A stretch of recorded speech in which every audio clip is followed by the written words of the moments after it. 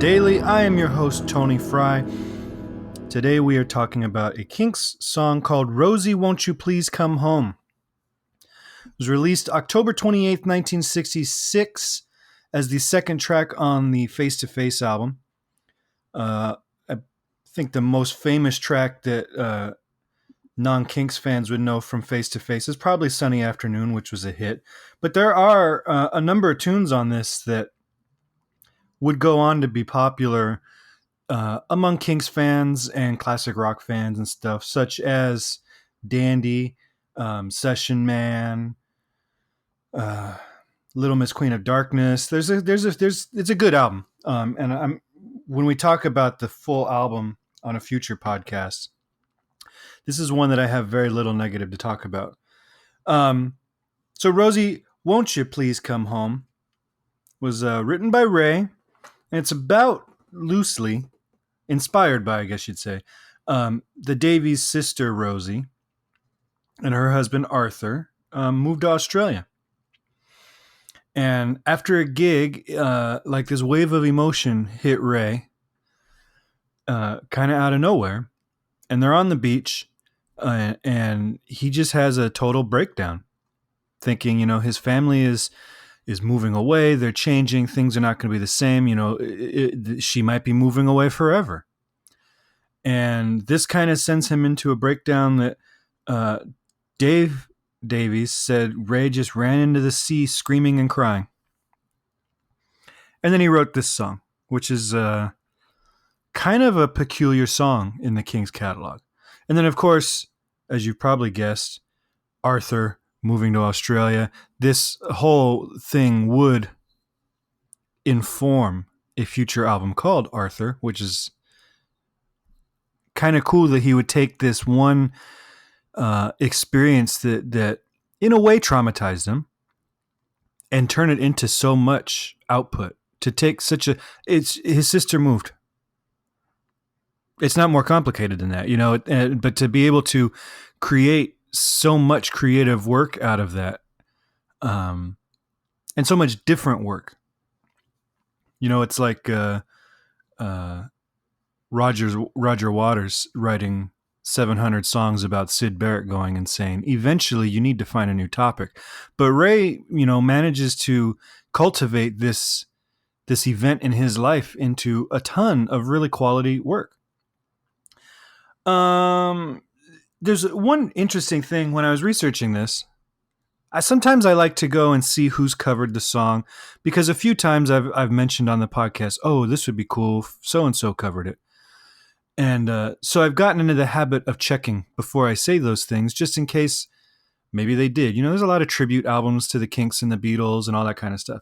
And what I found interesting about this song is I found 3 cover versions of note.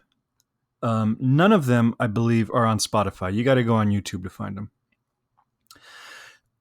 So Rosy, Won't You Please Come Home by the Kinks. Rosy is spelled Rosy.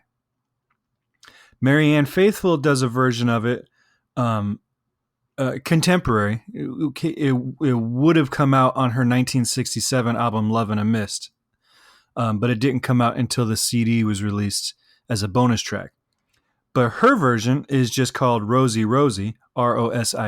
So different spelling of the name, totally different title. I wrote in my notes the Chesterfield Kinks. The Chesterfield Kings released a song called Rosy, Rosie, on a 1989 tribute album called Shangri-La. So I think it's weird that a tribute album would get the title wrong. Also spelling Rosy a different way and then not adding the rest of the title. And then the Smithereens released a version on their album just called Covers in 2014 that was called Rosy, Won't You Please Come Home, but with the wrong spelling of Rosy. So we have 3 covers with 3 completely different titles, none of which match Ray's original title to the letter. The Smithereens came closest, but they still spelled Rosy wrong. And that got me thinking, because, I'm a member of BMI, and when you register a song for the performing rights organizations, you have to put in alternate titles or also known as. So like I can't think of a good example. But if I wrote a song, let's say Hey Jude. If Hey Jude was commonly known as Na Na Na Na, I would include that as a alternate title in the rights keeping, so that if people covered it and released their covers as that song, I would still get my royalties. This song must be a real pain in the neck to get royalties to Ray, because people just can't see. Everybody gets Sunny Afternoon right. You know, I don't know of any covers of that song that are called In the Summertime or, you know, I don't know what else. Sitting on my ice cold beer, you know, like they're all called Sunny Afternoon. So this must be a nightmare for Ray to actually get his money for. So one cool thing, I'm going to grab the guitar. I feel like I haven't done this in a while. One cool thing is the song opens with the same chord progression as Walk Don't Run by The Ventures, which came out in 1960. It's an instrumental. You know the song. It's that one. And so it starts with that A minor.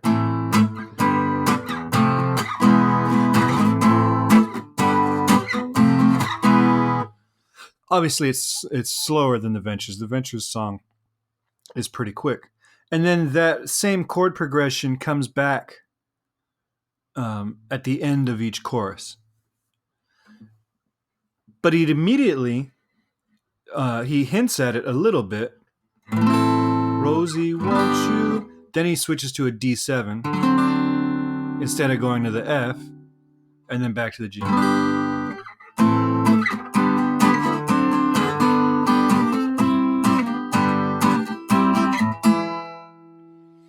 So you got A minor to G to D7 to G, C to G to C to E7. So he doesn't stick to that that Ventures chord progression except for that intro, and then as the tail end of the chorus. In the chorus, there seems to be some debate online about the chords to this, and I just don't understand. And you know, I visit kindakinks.net all the time to get my chords for Kinks tunes, because they're typically more accurate than a lot of the tab sites or whatever. And so visit kindakinks.net. They're very gracious to help spread the word of this podcast. So let's send some love their way if you don't already. But they've got a couple versions of this song. Neither one of them are right. And then there are some addendums at the bottom that are kind of somewhat right. So I'm going to put it all in the right now. And if Dave wants to correct it, he can send my royalty checks to Rosy with IE and a silent Q. So some people think the chorus, oh my Rosy, how I miss you. The first version switches to an E7. It does not. It stays on an A minor chord. Oh my Rosy, how I miss you. Right? That's it. He just hits that A minor. And then the second version of the chords that I see that does say A minor all the way through puts an E7 with an asterisk saying that the voice is singing a G and the guitar should be playing a G sharp, which is part of the E7 chord. All that's wrong. The dissonance comes from, they're saying that it's a flat 3, which gives it the bluesy sound. That's not right. You're on the A minor chord. Whoa, I am out of tune already. Sorry about that. That right there is actually a flat 5. It's an E flat. And that's where the dissonance comes from. The voice and that just nasty sounding guitar they've got. I love the sound of that chorus with that guitar doing the lick. That E flat is where your dissonance comes from, because you've got an E natural in the chord, A, C, and E. And then you've got this E flat.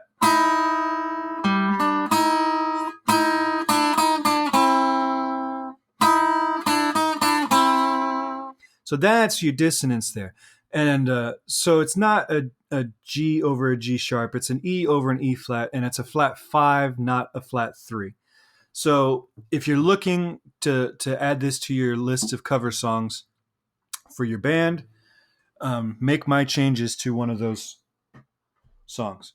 So that's where some of the dissonance comes from. But some of the other dissonance in this song comes from Ray's vocal delivery, which is very fragile.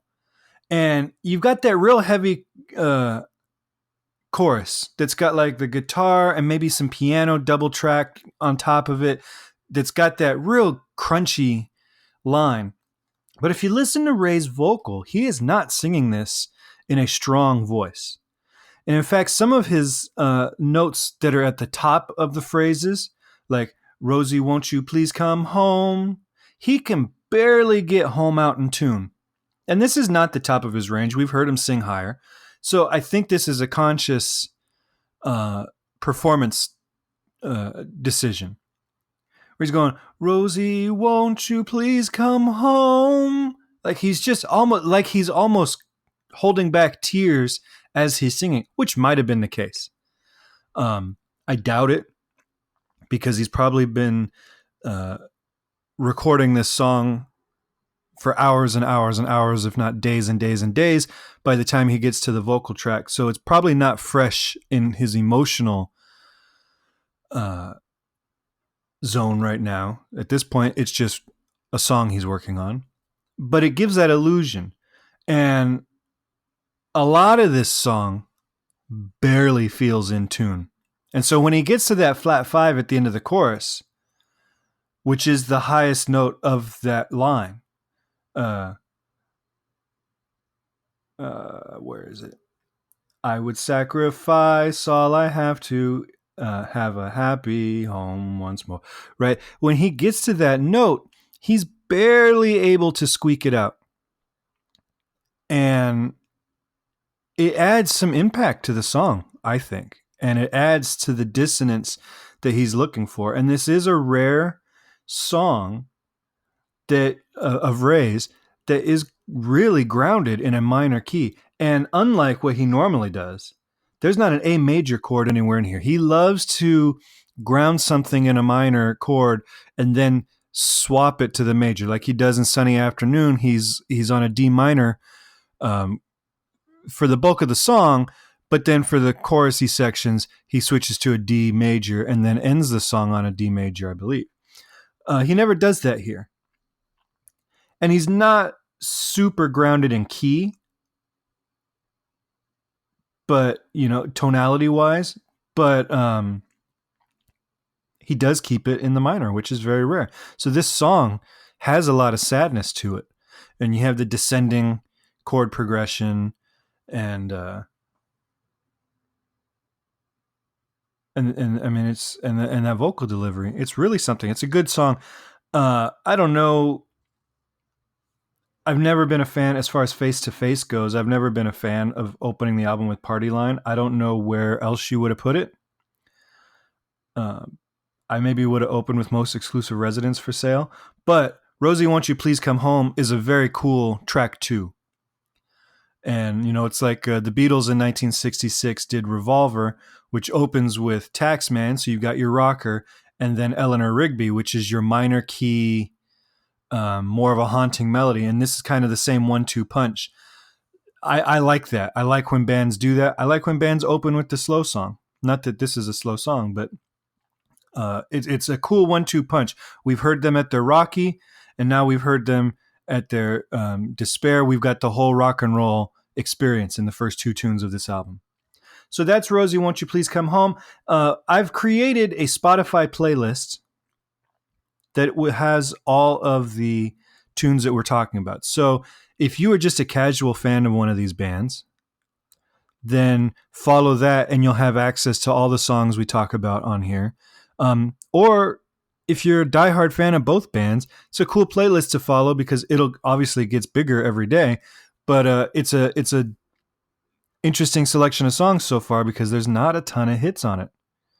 And I swear to you, for the most part, this podcast topics are picked at random. So we're bound to have a string of hits eventually, but we've stayed away from a lot of the most well-known songs. Also, swing by herohabit.com. We do a write-up every week about the week's shows.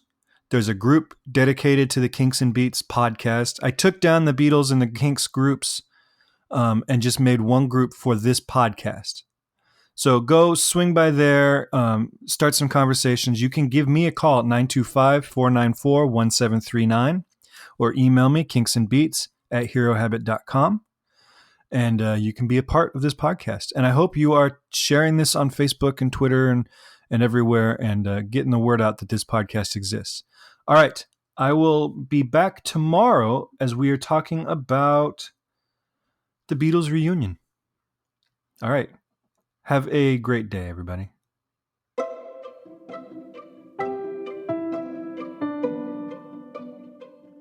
This podcast is presented by the Hero Habit Podcast Network. Swing by herohabit.com today to comment on this episode and poke around our growing database of sports and pop culture news, reviews, and collectibles. Herohabit.com. Collect your heroes.